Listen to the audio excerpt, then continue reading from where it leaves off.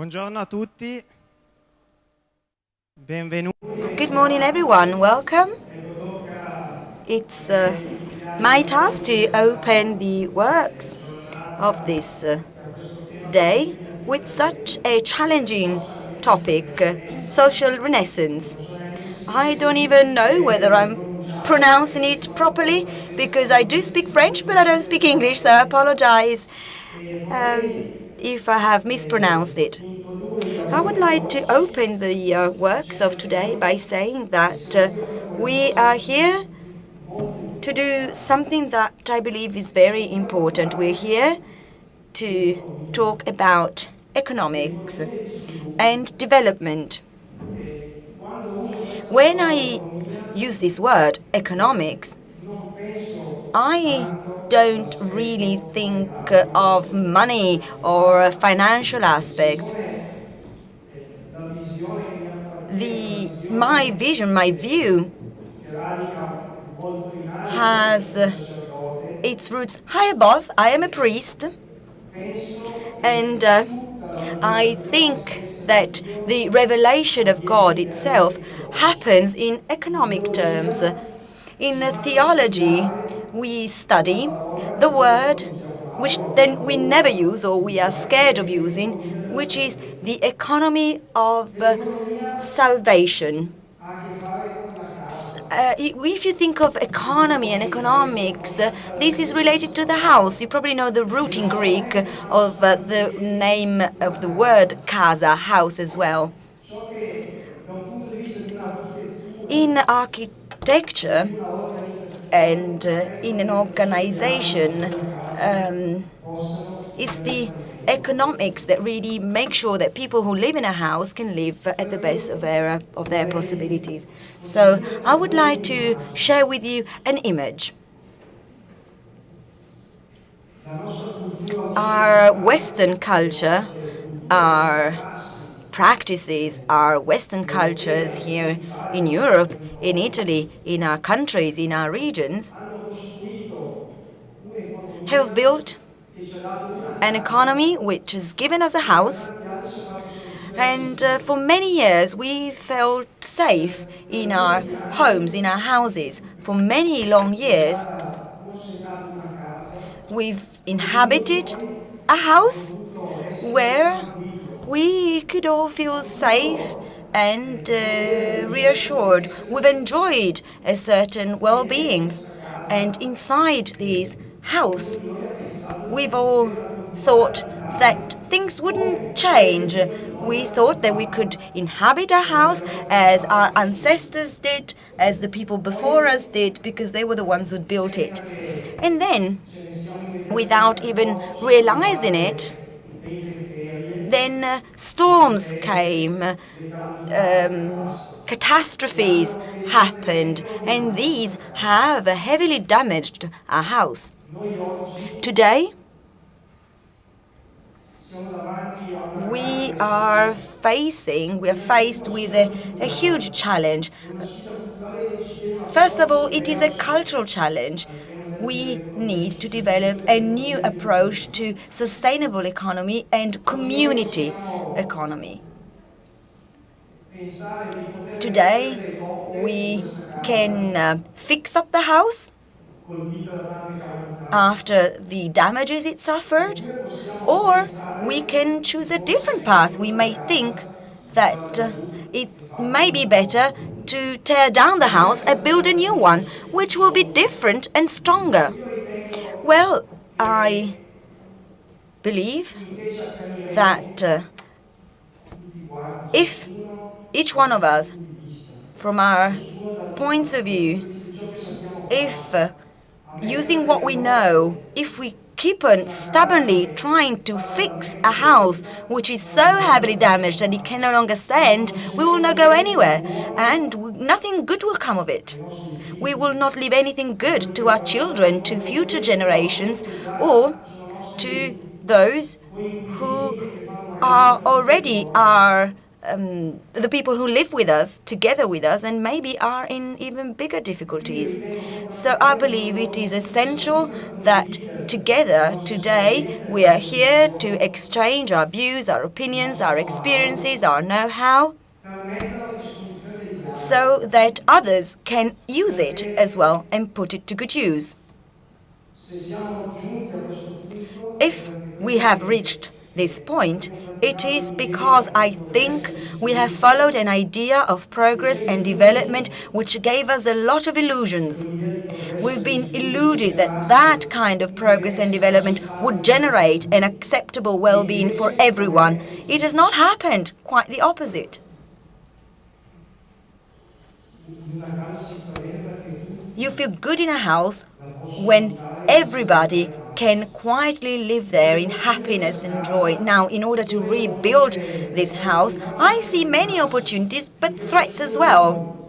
If we think that we can be all architects by ourselves, individually, then we will not build anything. If we keep on thinking that we as single individuals have all the tools to make a house sustainable, then we will not go anywhere. If we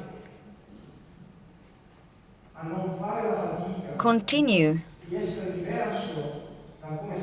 not to change, if we don't make the effort of trying to be different from what we did in the past, we will not be able to build this new house.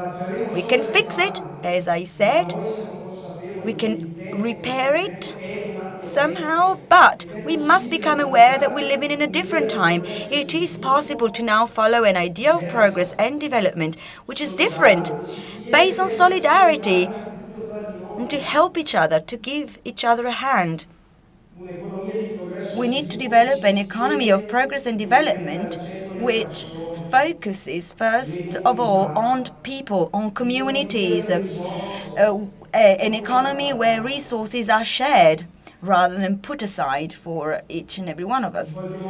In this renaissance, social renaissance and rebirths make reference in a way to the fact that at some point in our history, change was possible.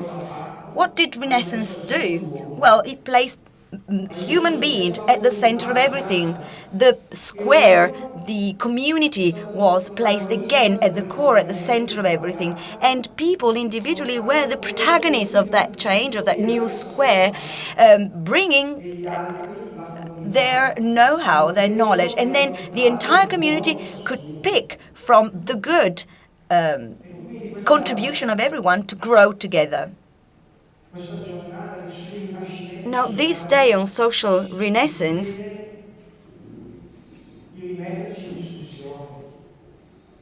requires to question what we are again.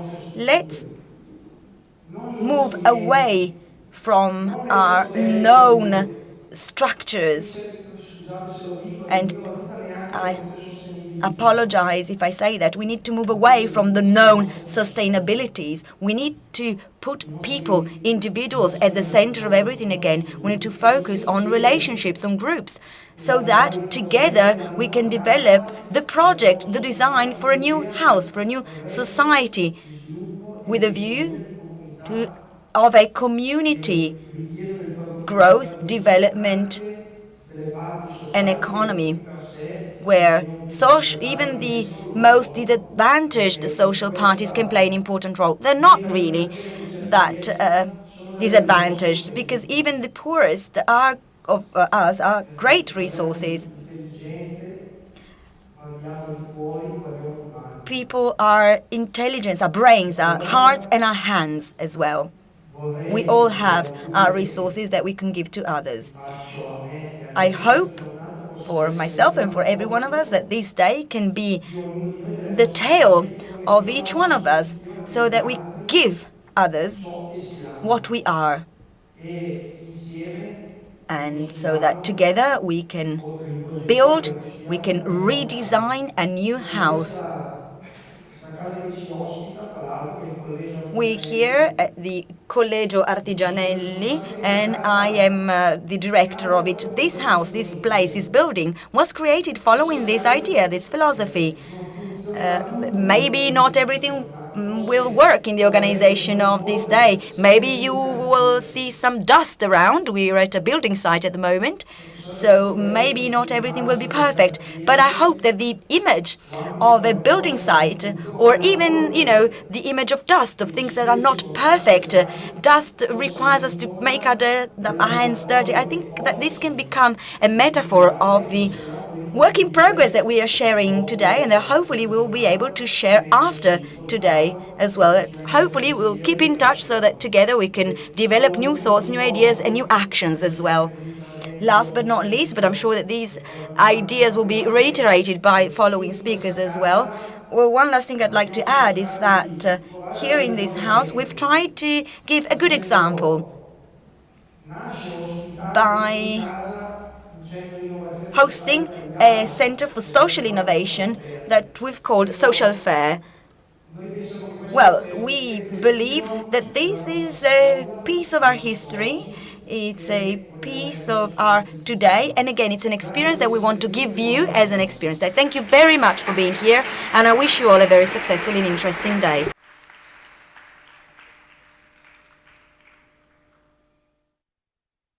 Buongiorno a tutti. Good morning, everyone. My name is Elisa Rosso, and I'm here to welcome you all to this day where we'll exchange views on social innovation and renaissance, organized by Topics and Social Fair in the framework of Torino Social Innovation, the program of the city of Turin.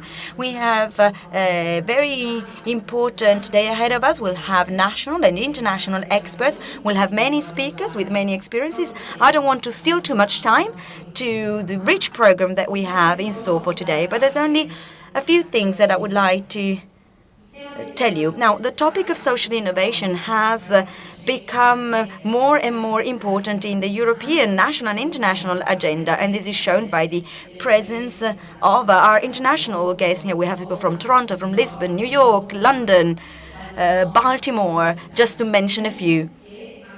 And also, this is witnessed by the presence of all of you here today. Now, this is an area where many needs and diversified different policies cross each other. There's a push towards innovation, and there's a need to create new companies. So there, it is really a melting pot of many actors who already work in the field of social innovation.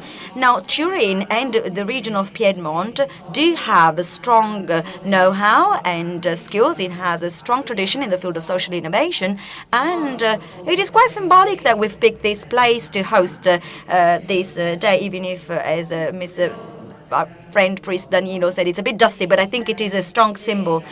The goal, the aim of today is to highlight what requirements, what conditions, what infrastructures, what policies are needed to promote aggregation, new enterprises, growth, and the creation of new enterprises, or the immersion of needs in this virtual and virtuous meeting of tools. We've seen it in Europe already. There are funds with the social aims, there are networks, etc. Let's not forget, by the way, the topic of money. It's quite important in a policy area which does have very peculiar characteristics in terms of evaluation of impact and financial sustainability. So finance in this way also plays a role, and it is necessary to find new models and evaluation models to evaluate credits. Social impact must be included by finance as one of the criteria to evaluate the sustainability of investments in this field. in a virtuous cooperation with local institutions, which do play a role. We've seen it in Piedmont and in Turin. Local institutions are certainly interested in the topic, and this is certainly very good news. Now, the city of Turin has already launched a program for social innovation. We're going to take a look at some of the results that have already been achieved in the field of enterprise creation. But it is just the first step, and I'm confident, and this is the goal of today, I'm confident that this first step will be followed by many other and more robust policies and actions. I would like to conclude this intervention by raising a few questions. Now, in addition to finance, to the measurement of impact, the system and infrastructural conditions required, we need to think about the relation between technological and social innovation. Now, one of the keys to promote growth and to allow a scalability of the actors in the field of social innovation is certainly technological innovation, which does play a very important role. So this is, I think, some food for thought that I would like to leave to you. And on this note, I would like to leave the stage and I would like to leave the floor to the Councillor for the Embassy of Canada to Italy, Ralph Jansen. By the way, we had many partners in this initiative, many supporters, sponsors and participants. The Embassy of Canada is one of them, and it's with great pleasure that I leave Mr. Jansen the floor to tell why the Embassy has decided to cooperate in this initiative. Thank you very much and enjoy your day.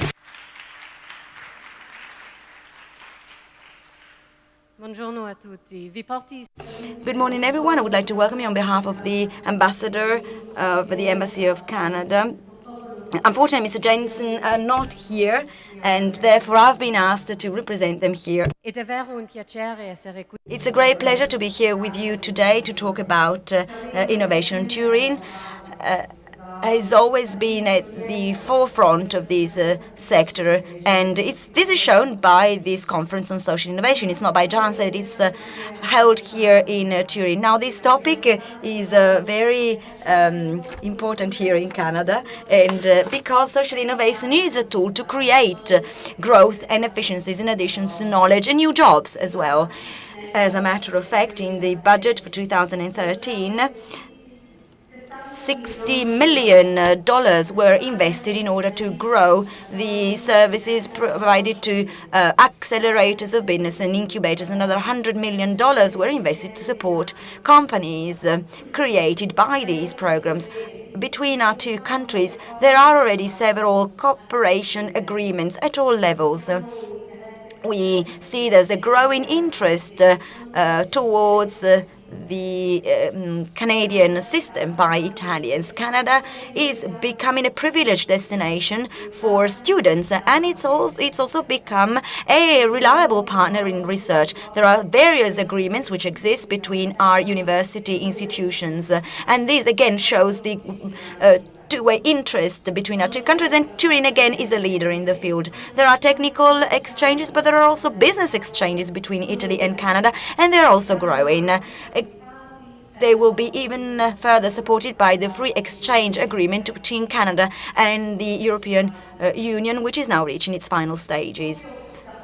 To promote the development of new and existing cooperations between our two countries and our innovators, the Embassy of Canada to Italy has launched last year with great success the award Canada Italian for Innovation. We believe, and this was demonstrated to us, that there are great potentials in the field of innovation in both countries, and a lot can be done through future and fruitful cooperation. We all know that our societies face social challenges. There might be slightly different nuances, but from Torino to Toronto, we all have to consider aging populations, homelessness, healthcare, the digital divide, and many other such pressing issues. Canada recognizes the importance of social innovation in addressing social challenges. Innovation can provide ideas, and in some cases solutions, to overcome these challenges, improving the lives of individuals and communities, while at the same time creating positive economic outcomes for them. I'm proud that Canada is seen to be a valued partner when discussing these issues here, and I'm particularly pleased to welcome to Italy Alison Hewitt from Mars in Toronto, one of the leaders in social innovation in Canada. I'm sure that today's conference will provide an opportunity for us all and for all participants to exchange best practices and lessons learned and walk out of this theater tonight richer in experience and insight. I have to say I had a chance to talk to some of the speakers yesterday evening, and that was already quite inspiring. I'm really looking forward to hearing what they have to say in more detail today. So many thanks to Topics, Social Fair, Torino Social Innovation for this event. We're very grateful for all of your hard work and for the opportunity you offered us to be here today and to hear from experts from around Italy and from around the world. Un grande e sincero A heartfelt thank you to the organizers of the conference, people with whom we've immediately felt at ease. They represent to us the excellent examples of Italy. We want to continue our cooperation with them in future as well. Thank you very much.